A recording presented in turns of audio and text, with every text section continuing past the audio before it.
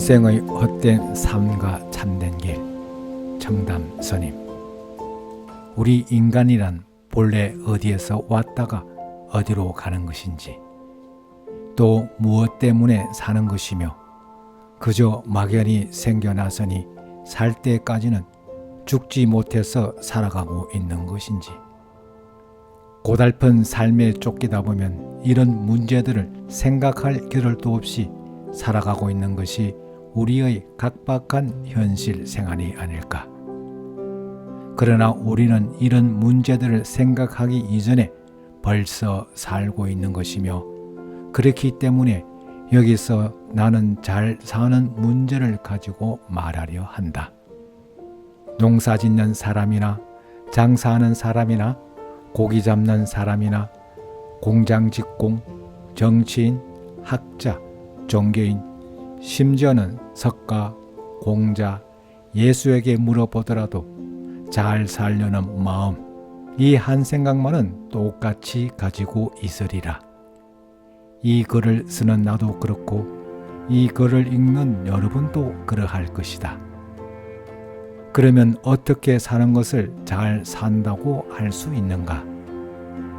인간이 누구나 잘 살려는 이 한 마음을 가졌을진데, 잘 살 수 있는 어떤 법칙이 필요한 것은 틀림없는 사실일 것이다.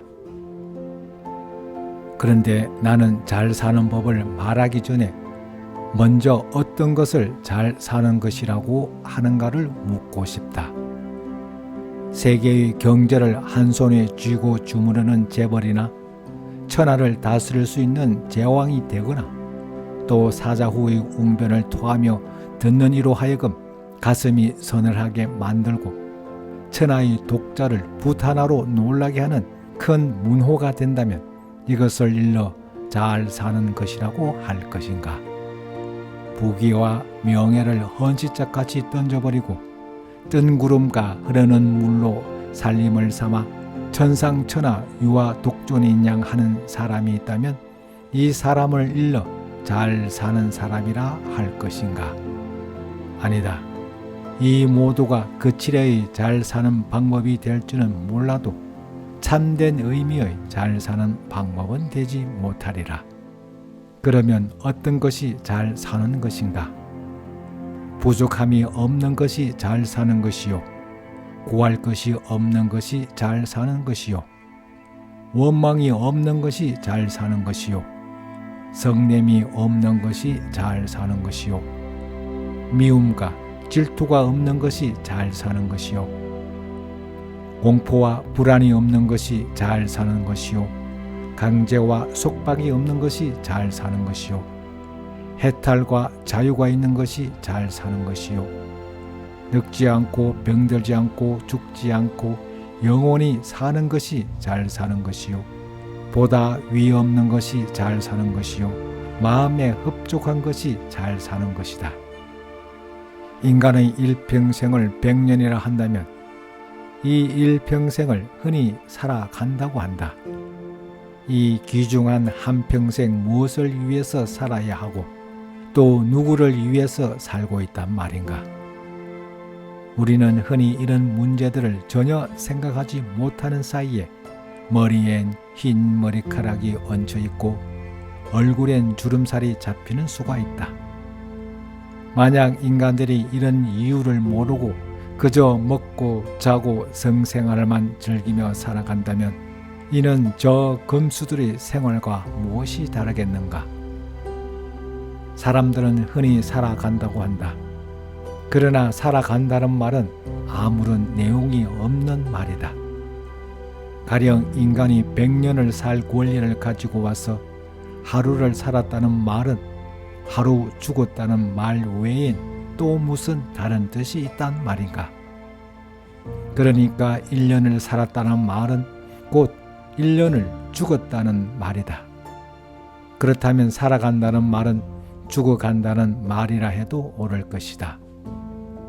우리가 농사 짓고 장사하고 정치하고 경제하고 종교를 믿는다는 것은 죽지 않으려는 것인데, 그래도 죽어야만 하는 것이 우리 인생이 아닌가?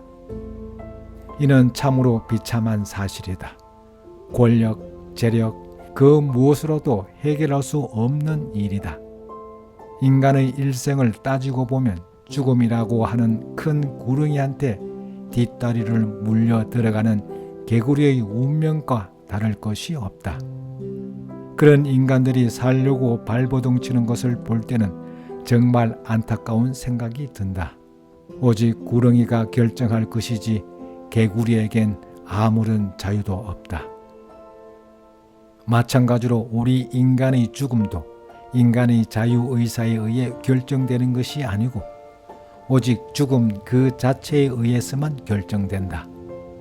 천하의 영웅과 망고의 호골이 죽음 앞에선 아무런 반항도 못하고 그저 순종해야 하는 것이다.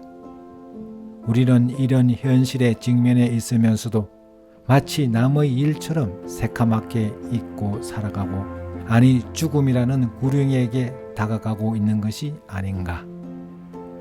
이 세계에서 잘난 사람, 못난 사람, 과학자, 종교가, 철학자 등 일체 중생이 누구나 다 업보 중생임은 틀림없는 사실이다. 그러므로 보는 견해도 역시 업 안으로 밖에는 보지를 못함이 또 사실이다. 우리 일체 중생이 이 업안을 해탈하여 진리의 눈으로 세상을 만들려면 어떻게 하여야 하느냐? 심성수약, 즉 어두운 마음을 밝게 함이니 견성이다. 견성이란 자기 성품 바탕자리, 일체 만유의 본성자리, 곧 진리이니 이 진리인 본심자리를 맑고 청정히 가져 만사만리를 통찰할 줄 아는 지혜의 눈을 얻는 것이다. 중생의 육안으로는 보이지 않지만 이상하고 묘하게도 성품은 각자가 모두 지니고 있으면서도 못 보고 못 찾는 것이 묘한 이치라 할 수 있겠다. 그럼 어떻게 하여야 각자가 지니고 있는 성품을 보고 이 고해에서 헤어날 수 있는가? 범부 중생은 탐내는 마음, 성내는 마음, 어리석은 마음, 재물에 대한 욕심, 색에 대한 욕심, 음식에 대한 욕심, 오래 살고자 하는 욕심, 명예에 대한 욕심 등 5가지 즐거움을 누려보고자 하는 병에 걸린 환자들이다. 그러니 이 탐진치 삼독과 오욕병을 고치지 아니하고는 자기 성품을 볼 수 없나니 먼저 삼독과 오욕병을 버리고 육바라밀을 행해 나가야 한다. 그러므로 해서 죽음에 직면해 있는 우리 일체 중생이 불안과 공포에서 헤어나서 영원한 절대 자유를 얻을 수 있게 될 것이다. 흔히 우리가 살고 있는 이 현실 세계를 사바세계라 한다. 모든 생명들이 살아가는 모습은 서로 빼앗고 서로 죽이고 잡아먹는 약육강시하는 하나의 수라장이라 해도 무리가 아니다. 이 현실 세상은 광거 무량겁을 내려오며 서로가 지어놓은 죄악의 업력으로 만들어진 인과응보의 보복의 결산장이기 때문에 서로가 지은 업력과 그 업보로 괴로운 재난이 눈앞에 전개된다. 우리는 이것이 피할 수 없는 필연적인 인과응보의 법칙이라는 것을 깊이 깨달아 자기 성품을 바로 보아야 할 것이다. 성품을 보라 함은 나의 실체, 존재성을 알라 함이요 나의 실체를 알라 함은 나의 영원한 삶을 터득함이다. 우리 인간이 이것 이외에는 또 무슨 할 일이 있단 말인가?